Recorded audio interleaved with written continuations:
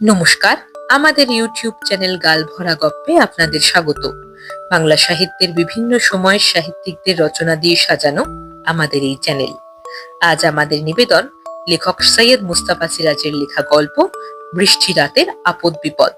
সব ধরনের শ্রোতার কথা ভেবে গল্পের ভাষা কিছু কিছু জায়গায় পরিমার্জন করা হয়েছে। শুনতে থাকুন গল্পটি। কেমন লাগলো জানাবেন কমেন্ট করে।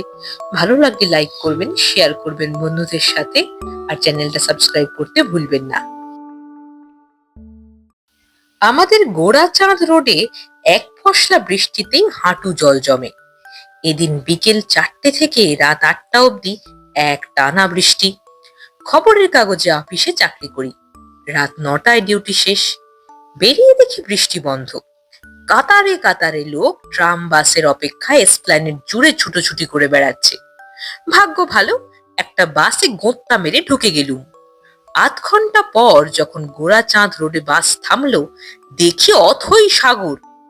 বাড়ি পর্যন্ত এত জল ঠেলে এগোতে হলে নির্ঘাত নিউমোনিয়া হবে। এক রিক্সাওয়ালা 5 টাকা দর হাঁকলো। 5 মিনিটের হাঁটা রাস্তার জন্য 5 টাকা। দায় পড়ে রাজি হয়ে চেপে বসলুম। রিক্সাওয়ালা টান দেওয়ার আগে ফের বলল, কোথায় যেন যাবেন বললেন বাবু? থানার কাছে। রিক্সা এগোলো। একে জল, তার উপর লোডশেডিং। টিপ টিপ করে ফের বৃষ্টি ঝরাও শুরু হয়ে গেছে। হুড তোলা আছে, পর্দাটাও নামিয়ে দিতে হলো।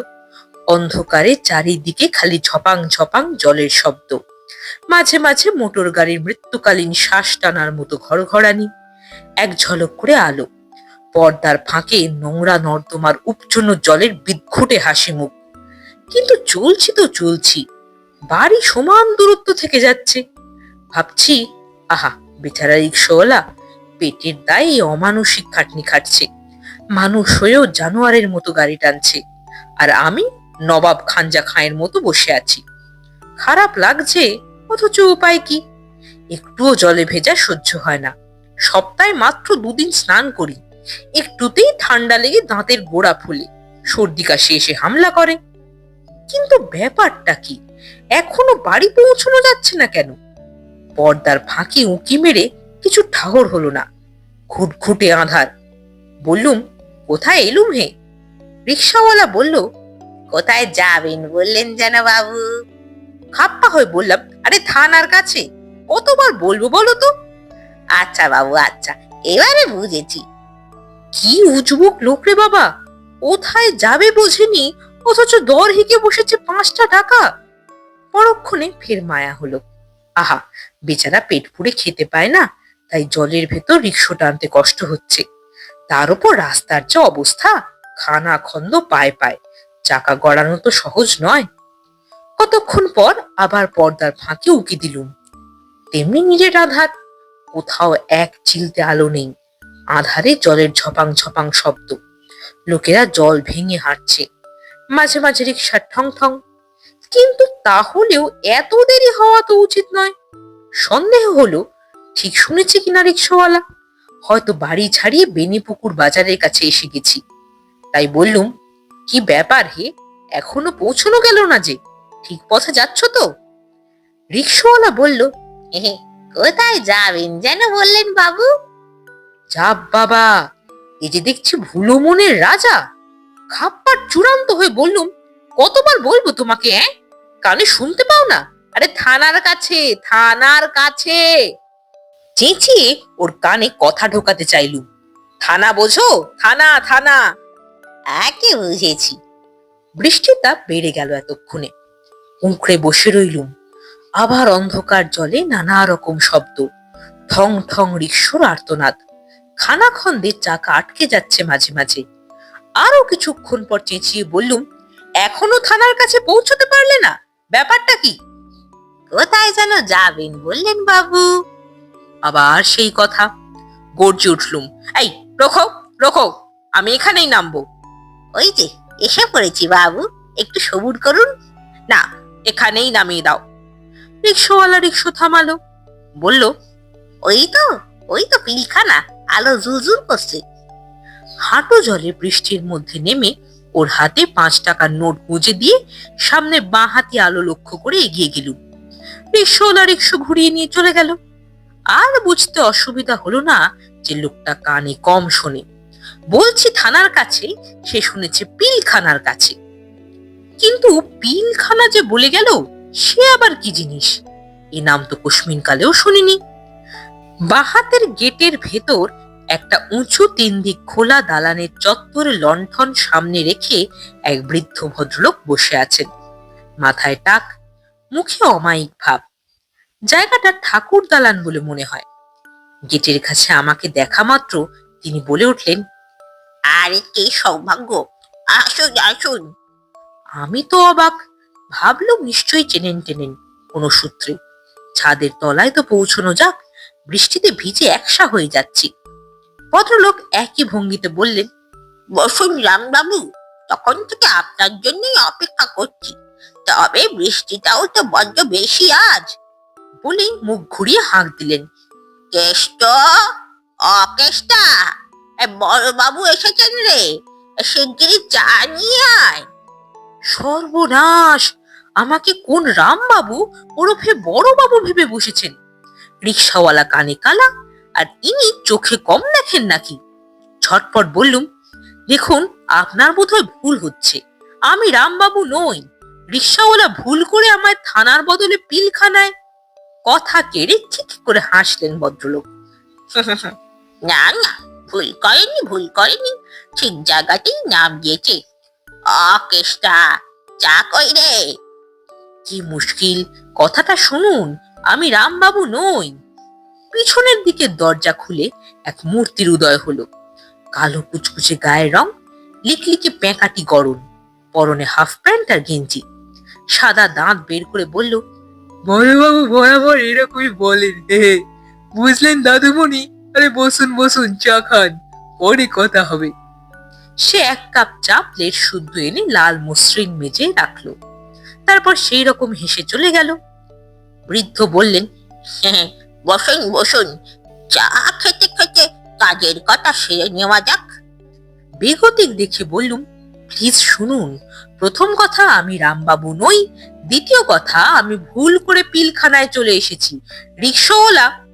আরে ভুল কিসের, পিলখানে এখন সেদিন নেই তাই। এক সময় এখানে নবাবের 30টা হাতি বাঁধা থাকতো, তাই তো পিলখানা নাম।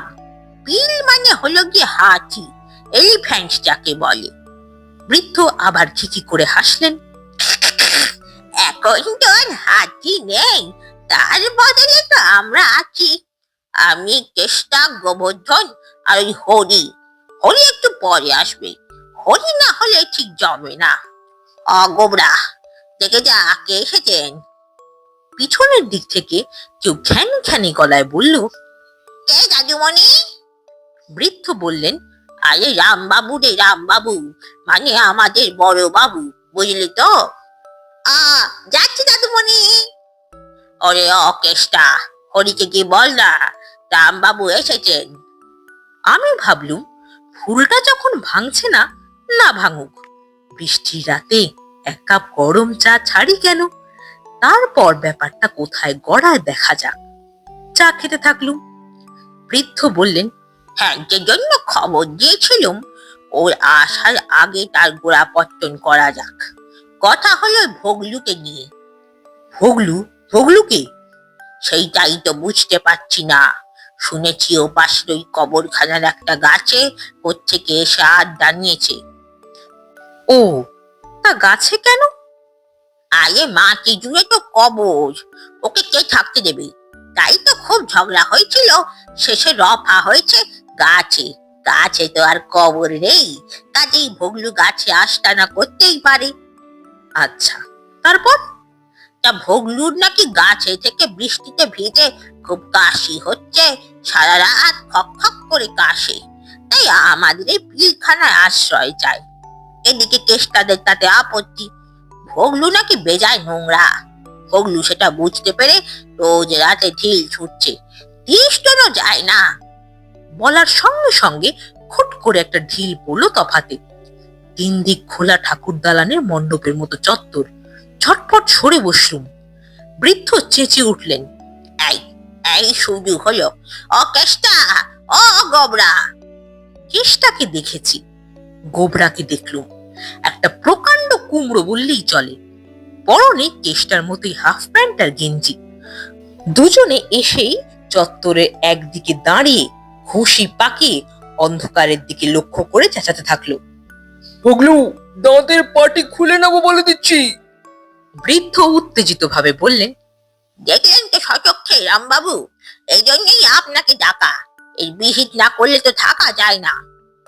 অনুমান করলুম ওদিকটাই তাহলে কবরখানা, তার মানে ওটা গোরস্থান, এবং তার মানে আমাকে রিক্সাওয়ালা উল্টো দিকে এনে ফেলেছে, এবং তার মানে না, মাথাটা ঠিক রাখতে হবে।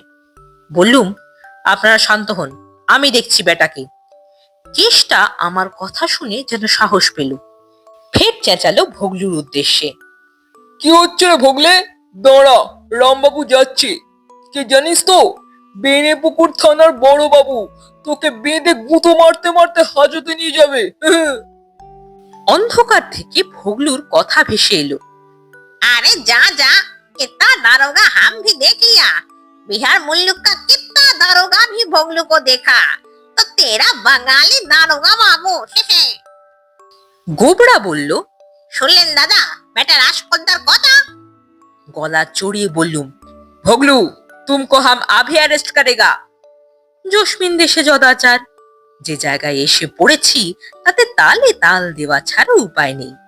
কিন্তু আমার শাসানি শুনে ভগলু তার গাছের আস্তানা থেকে হিহি করে হেসে বলল, চলে आओ না বাঙালি বাবু। বৃদ্ধ বললেন, আপনাকে চ্যালেঞ্জ করছে রামবাবু, শুনেছেন তো? বললাম, দাঁড়ান, দেখাচ্ছি মজা ওকে। উঠে দাঁড়িয়ে ভাবছি এই হচ্ছে ভেগে পড়বার মোক্ষম সুযোগ। এমন সময় অন্ধকারে কবরখানার দিকে চেঁচামেচি শোনা গেল। এই চেষ্টা, গোবরা, দাদুমণি, চলে এসো শিগগির, ভোগলে বেটা ঠ্যাং ধরে ফেলেছি। সেই সঙ্গে ভগলুরও চেঁচামেচি চলছে। ऐ, छोड़ दे होड़िया, हम गिर जाएगा। गिर जाने से हम फजलू खां का ऊपर में गिरेगा। वो कसाई आछे, हमको जमाई करेगा। গাছের নিচে এক কসাই ফজলু খাঁয়ের কবর, তার ওপর পড়লে সে ছুরি চালিয়ে দেবে। তাই ভগলু ত্রাহি ত্রাহি আর্তনাদ করছে, কিন্তু হরি তার ঠ্যাং ছাড়বার পাত্র নয়, এদেরও ডাকছে। বৃদ্ধ কেষ্টা আর গোবর্ধন ঝপাং ঝপাং করে জলে লাফিয়ে পড়ে অন্ধকারে অদৃশ্য হলো। লণ্ঠনটা জ্বলছে, চায়ের কাপ প্লেট পড়ে আছে। আমিও ঝাঁপ দিলুম, তবে গেটের দিকে। বৃষ্টিটা ছেড়েছে এতক্ষণে। জল ভেঙে প্রাণপণে এগিয়ে গেলুম যেদিক থেকে এসেছে সেই দিকে। একখানে একটা বাড়ির রোয়াকে লণ্ঠন দেখলুম, কিন্তু আর সাহস হলো না তাকাতে, যদি আবার। ওরে বাবা! শুনছিলেন লেখক সৈয়দ মুস্তাফা সিরাজের লেখা গল্প বৃষ্টি রাতের আপদ বিপদ। কেমন লাগলো গল্পটি জানাবেন কমেন্ট করে। ভালো লাগলে লাইক করবেন, শেয়ার করবেন বন্ধুদের সাথে, আর চ্যানেলটা সাবস্ক্রাইব করবার অনুরোধ রইল। তাহলে অপেক্ষা থাক পরবর্তী গল্পের জন্য।